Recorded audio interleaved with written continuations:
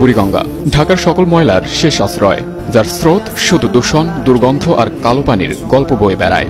আজ সেই নদীর পানি যেন সোনালী আয়নার মতো ঝকঝক করছে। হ্যাঁ, বদলে গেছে বুড়িগঙ্গার পানির রং। কালো থেকে হয়েছে স্বচ্ছ, মলিন থেকে যেন দীপ্ত।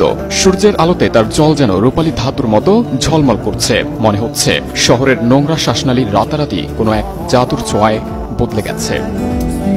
দূষণ, দুর্গন্ধ এবং কালো পানির নদী বুড়িগঙ্গা, যার আশপাশ দিয়ে হেঁটে যাওয়াটাও এক দুঃসাধ্য ব্যাপার। হঠাৎ করে সেই বুড়িগঙ্গার পানি কিনা হয়ে উঠেছে হোয়াইট গোল্ডের মতো, আছে পরিষ্কার, নেই দুর্গন্ধ। হঠাৎ পানি বদলে যাওয়ার কারণটাই বা কি?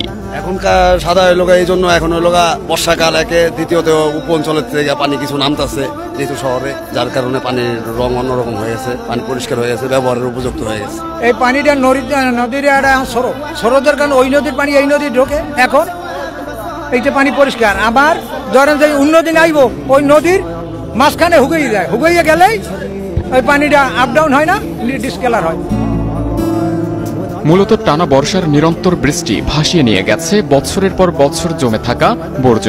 এই মুহূর্তে বুড়িগঙ্গাকে দেখলে মনে হবে সে যেন এখন অভিশাপ মুক্ত এক বহমান নদী। তবে এই সৌন্দর্য ক্ষণস্থায়ী। কয়েক সপ্তাহ পরে হয়তো ফের দখল নেবে সেই কালো জল, সেই দুর্গন্ধ, সেই মৃত্যুগন্ধা বাতাস। তবুও এই স্বল্পকালের পরিষ্কার বুড়িগঙ্গা যেন বলতে চায়, আমি এভাবেই বাঁচতে চাই। বলতে চায়, আমার শ্বাসরোধ করো না, আমি তোমাদেরই বন্ধু।